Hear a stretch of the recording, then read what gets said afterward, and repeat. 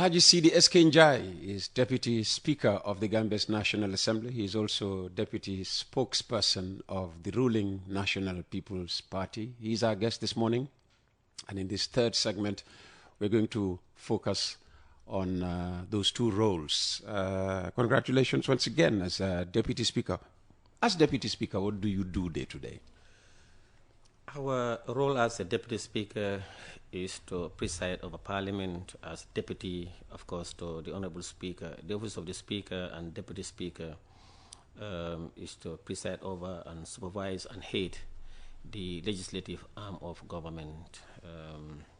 Of course, there are a lot of roles and responsibilities attending to official duties, official files, functions, and also supervising members of parliament, parliamentarians, assigning roles and responsibilities, and running the day-to-day affairs of the legislative arm of government, with the principal assistant being the clerk of the National Assembly, who is the head of the service. And yes. Mm-hmm. And how easy is it, to have, members really behave well in the National Assembly? Because sometimes, we look at what's going on and we ask ourselves, some people say, well, why are we calling them honorable at all? It is difficult to lead or to preside over men of equal. People who believe that they exert a lot of power, authority, and influence, and who believe that they are also all at par, they are equal. And, especially when it comes to legislations, oversight, and representation. Of course, we have all the legal requirements to do that, but sometimes because people come from different background, and it is the representation of every Gambian, we have a daunting task in managing that against ensuring that the responsibilities and duties assigned to us are adhered to and are implemented to the latter. So people, of course, as you said, you follow the proceedings, you follow Parliament, but as a leader, you must not lead, or you must not act based on emotion, based on sentiment, based on politics, or based on anger. So if you avoid those things, you have to be steady, you have to be abreast with the law, and of course you have to abreast yourself with the rule of procedure, because sometimes they will deliberately want to flout the rule of procedure and rise to a point of order, trying to bring someone to order when themselves they are flouting the rules. So it's a huge challenge. And sometimes as a speaker or deputy speaker, you have to sit for hours, sometimes from morning to the following morning, presiding. It's very Herculean. It's very difficult, but it's a national duty, it's a responsibility that we want to do to the best of our ability, so that those that we represent and those that assign us that authority and the responsibility to act on their behalf would appreciate to a certain degree that we are being equal to the task. And of course, we have a very experienced speaker, who is well versed and who knows. Is that where sometimes, the problem comes? Because, a National Assembly member may feel that, they know that it's their right to say such a thing, all right? Whereas the speaker knows that, well, it's wrong. It's wrong. Yes. Sometimes even and then you have a clash. Sometimes even and then you hear, Honorable Speaker, you cannot lecture to us. Yes, sometimes even themselves doing that, they know that they're wrong. But why would they do such a thing when they were wrong? It can be best answered by them. We continue to advise that they read their standing orders, and of course they know the standing order, they know the rules. Sometimes, in Parliament, they just want to get their way out, and maybe probably, in debate or in presenting, they may want to get into what they want to put it before the floor so the order will buy in. But even knowing that is out of order. For instance, during question time, they know very well your supplementary question must be based on the substantive questions and the answer provided. But sometimes, if the answer is about and the question is about mentoring roads, members of parliament want roads in their constituencies, they will take the floor and try to drag the minister to their area, which is wrong, out of order. So others may not know. They say, hey, ki muy la ci question be speaker Fabakary or Seedy ngi bañ. Ki figure, it's out of order. So sometimes the question can be very palatable, can be very significant, very important, but it's not in accordance to law. So we are obliged to rule it out. Okay. And people say, the interest of the country, like speaker bang, and then they tend to rent displeasure on the speaker, while actually the member should have been cautioned. Seedy, you travel a lot, and you know that diaspora voting, is a very sensitive issue. Why is Parliament still dragging its feet over diaspora voting? Now, the intention was to get it done through the draft constitution. It's embedded in the 2024 draft, but it has not seen the light yet. Of course, there are a lot of discussions, you remember from 2017 to date, there are a lot of discussions surrounding around the draft constitution. We've represented our political parties around, within and outside the country. I was part of those also who traveled to Abuja to get consensus. So it has not seen the light yet. Because of that, at this point, we have not seen a way out of that. Okay, and well, you know what is out there. The NPP is afraid of diaspora voting because the majority of people in the diaspora, tend to lean towards the opposition. That's why you people are afraid of, supporting and pushing diaspora voting through. No, that's not accurate. In fact, there is a misconception about the diaspora. Senegal is diaspora. Mauritania is diaspora. Gabon is diaspora. Guinea is diaspora. America is diaspora. Angola is diaspora. So for them, when you talked about diaspora, you think it's just a particular region or a city or town where you think my party has more votes. But Gambians living abroad, if you are to get the total number of Gambians abroad and to vote, about nothing less than absolute majority of them will cast in for the National People's Party. So there are a lot of mechanism, there will be a lot of things that could be in place to get everybody votes. How do we do them? How do we demarcate the diaspora? How do you put them in a constituency as required by the current 1997 constituency? Because it's saying Constitution. It's 1997 constitution. Because it's saying for ones to be registered or vote, you must be registered under a National Assembly constituency. So now the framework to do that was being worked out once the 2024 passed, and then subsequently approved in a referendum and become a law. We would have gotten all the required requirement legally to get that. But government, as NPP, we have never, and we will never against the right of each and every Gambian to acquire voters card and vote or be voted in an election or referendum, including those in the diaspora. We want to categorically state that we are not anti-diaspora voting.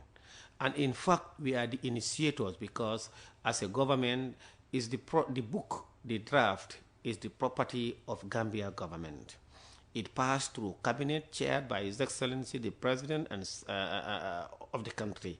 And they decided to ensure that they maintain the proposal for diaspora voting so that it form part of the draft and go to Parliament and pass.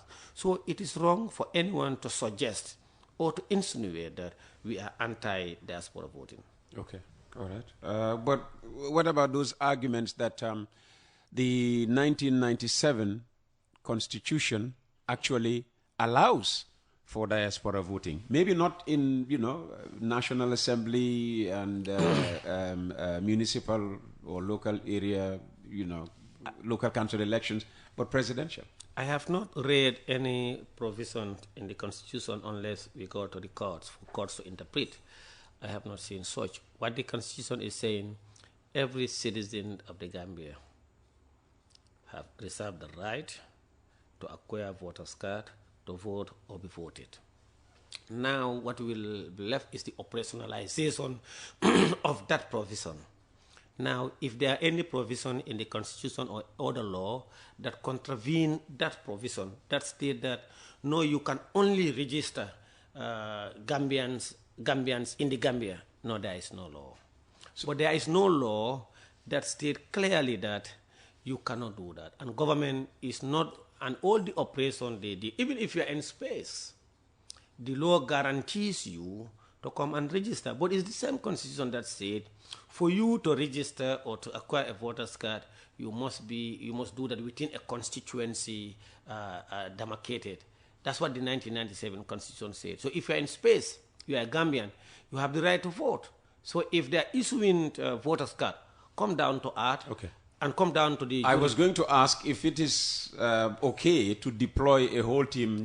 I started out today, talking to the immigration commissioner in Spain right now, where they are, rolling out the passport, overseas the biometric passport. It's very impressive. They are doing that, and they were also in Mauritania, where they issued biometric ID card. So this is very impressive. We could do the same for the elections. No, the elections, the 1997 Constitution state in a constituency, a National Assembly constituency.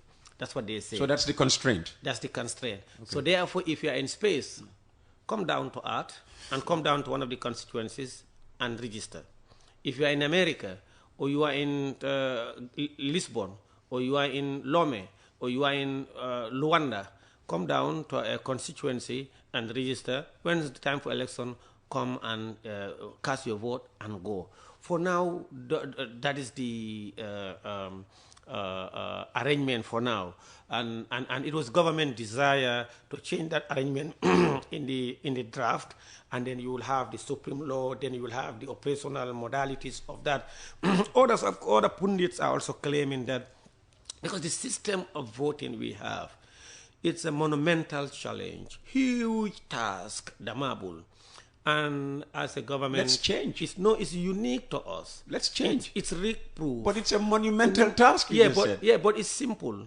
It's rig-proof, and it's very unique to the Gambia. We want to take that as an identity. In fact, I suggest UNESCO get that as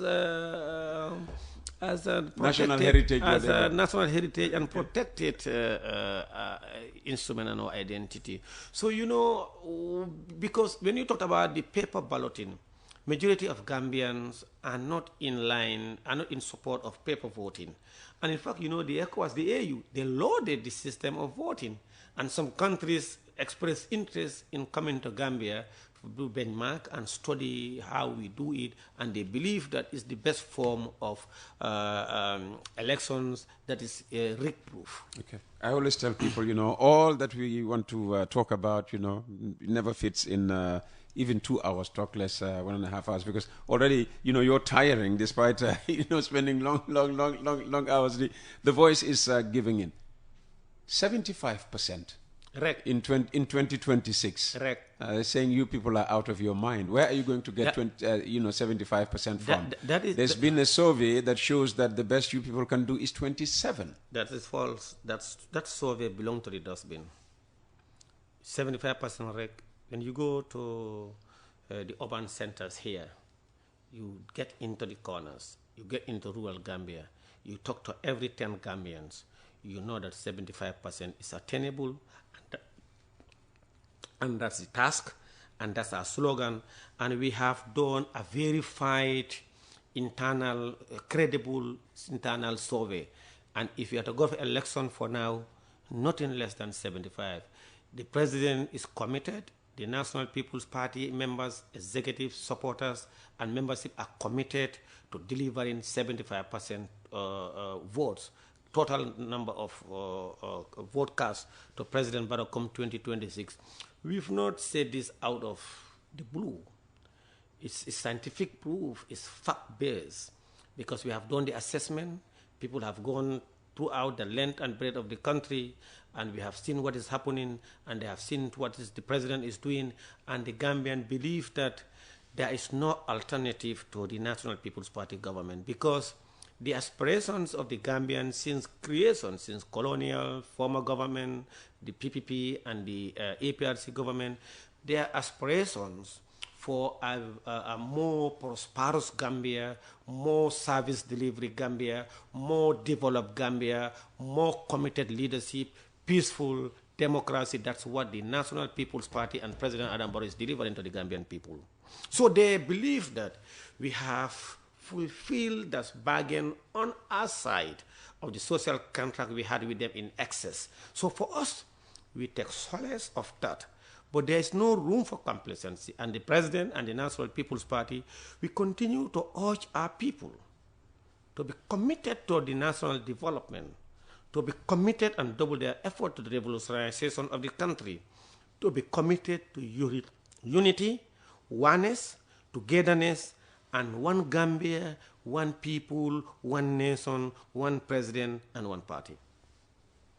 You talk about scientific proof, which would suggest that we will not reveal that to people. There's the outcome. Is there empirical? We have a credible and verified empirical survey that will stand the test of time. Okay, but you would not reveal it. We will not reveal it, and that is why our national executive, regional, constituency, ward, support, village, everybody is tasked, and they are alert to work for the realization of the 75% rec. That's the slogan. Could it be that the Gambian voter is difficult to poll, that they would tell whoever is in front of them what they want to hear? Because the opposition is also saying that when they go around and talk to Peter Gomez, he complains about erratic electricity, he complains about rising cost of living, he complains about unaffordable rent, he talks about, poor healthcare system and all of that. And these are also, you can't deny all this. Yeah, Uncle Peter, the opposition as a ruling government, we've accepted their position. What is their position? Their position is a position of deception. Their position is a position of ill intention for the country. Their position is a position of ñoo xamne wax loo xamne amut. Ñun d'accord nañ ne they are the opposition. Dundu bi dafa jafe. No, let me come in. D'accord nañ ne that's their position. D'accord nañ ne the world is evolving and there are a lot of challenges and we're addressing those challenges. When you talked about the basic commodities, we agree dalasi lum la dan jox 20 years ago legi munut la ko jox. A dollar lum la dan jox 20 years ago in the United States, now it cannot give you. We agree on that. That is why the president has put in prudent macro policies, including increment of salaries. And we have agreed that things are expensive. Rice is expensive here. But we have also agreed, and it's fact, it's scientific. Rice is cheaper in the Gambia to Senegal, to Guinea-Bissau, to Guinea-Conakry, to Ghana. Probably. We agree that a loaf of bread is cheaper in the Gambia, to Senegal, to Guinea-Bissau. Probably because salaries are higher in those countries as well. Let me come in. To everywhere in the world. So you see, we must be truthful to our people. And there is no government that will come into power in this country and to state that because of their macroeconomic policy, there will not be inflation, the price will be stagnant, in fact, they will go low, you will buy. Diesel, Nigeria, they're one of the biggest oil producers around the world. A liter of gas oil is more expensive in Nigeria than Gambia. Wallahi. A liter of gas oil in Ghana is about $105 to $120 in Ghana. A liter of gas oil is more expensive in Senegal than Gambia. A liter of gas oil is more expensive in Guinea-Conakry, Guinea-Bissau than Gambia. A liter of gas oil is more expensive in the United Kingdom and US than the Gambia. So you see, we must be truth. The people in rural Gambia and the urban centers, they are tired of this deception. They are tired of They know that is why the president increased salary 110% from 2018 to date. And you see now the way government structured the salaries pay scale of civil servant, with the lower grade earning higher than the subsequent upper grades after grade 12. That's our vision. That's our mission, to ensure that the growing challenge of economic situation around the world, which we have no control of, to increase their pay, to create a conducive environment for them, to build industries and the infrastructure, and also encourage private sector investment, so that there will be more employment, there will be more pay, there will be, then the economy will be boosted and it will increase. We try, that's why we are building this country.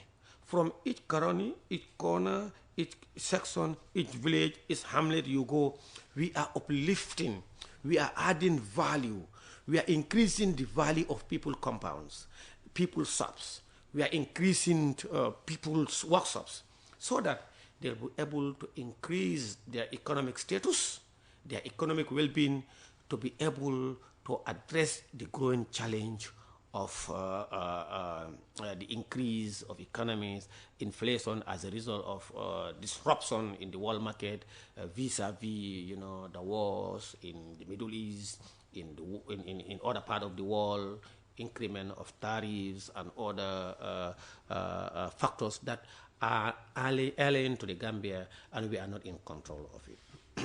You talk about when you talk about, that's why in rural Gambia, for instance, the ruling party is mechanizing agriculture and investing hugely in mechanizations to be able to boost and improve on yield production, so that farmers will be able to harvest more. But not only that, we are supporting farmers with nuts, with machinery, with tools, implements, and with seeds. And also we are supporting Some women. are complaining that they were not, assisted with groundnut seeds this season. I'm sorry, I mean, Uncle I'm keeping Peter, it longer than... No. Uncle Peter, when you get into your house today, you will complain. Your house, how it was in 20 years ago, or 30 years ago, it is not how it is today. True. But you will still complain. And us, your children, will say, in the next 10, 20 years, ask Papa, it has to be regular for them. Then you build a story building. So it's a gradual and it's a continuous process, complaints.